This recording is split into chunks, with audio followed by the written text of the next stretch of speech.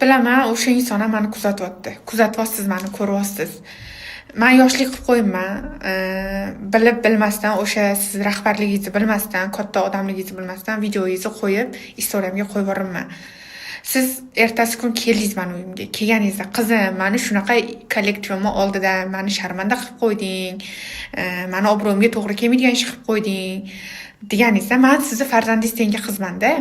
Deganingizda, ishoning, men uzrimni so'rab chiqardim istoriyada. Uzr, men shunaqa qilib qo'ydim, bilmayman deb, sizdan ham, hamkasblaringiz oldida sizdan ham uzrimni so'rab chiqardim men. Aytardim, ayb menda ekan. Xo'p deb, agar bunaqa katta odamligingizni, kuchli odamligingizni bilganimda. Lekin shu sizni shahringizga borgan kichkina yosh bitta qiz bilan na prinsipga ketib shaxsiy adovatingiz shunaqa kuchli ekanki, nimadir qilib bo'lsa ham meni 3 sutga tiqtirishga harakat qildingiz va bu xo'p, mayli, men poyga uyushtiribman, qimorga targ'ib qilman, haydovchilik guvohnomasiz transport haydabman, mayli, xo'p, hamma ayblovlarni men o'zimga qabul qilaman. Men sudyaga ham aytdim.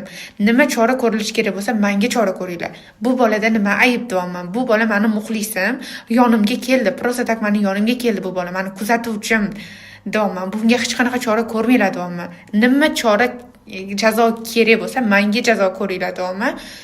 U bolaga shtraf, 5 sutka qamoq, 1,5 yilga provazni shundoq rishon qilib yuborish insoniyligiga to'g'ri kelmaydi-ku. Menimcha, vijdoni bor inson bunaqa qilmasa kerak. Xo'p, mayli, menga qilsin, qonunni buzdim, menga hamma chorani menga ko'rsin. U bechorada nima ayb?